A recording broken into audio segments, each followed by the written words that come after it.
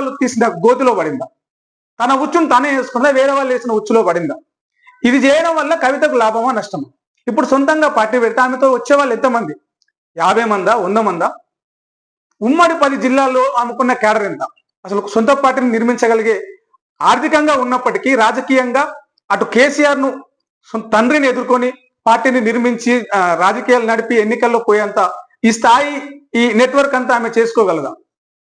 కవిత ఇప్పటికైనా ఒక కేసీఆర్ ఒక నిర్ణయం తీసుకోవాలంటే 10 ఏళ్ళు 100 ఏళ్ళు ముందు ఆలోచించి నిర్ణయం తీసుకుంటాడు.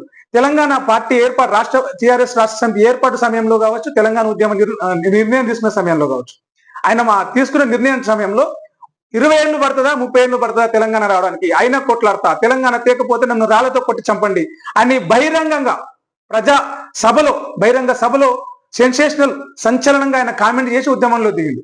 అంటే 10 ఏళ్ళు 15 ఏళ్ళు 20 ఏళ్ళు ముందు చూపు ఆలోచించి నిర్ణయం తీసుకునే కేసీఆర్ తన కూతురు విషయంలో, కల్వకుంట్ల కవిత విషయంలో తీసుకున్న నిర్ణయం తప్పెట్లయితుంది?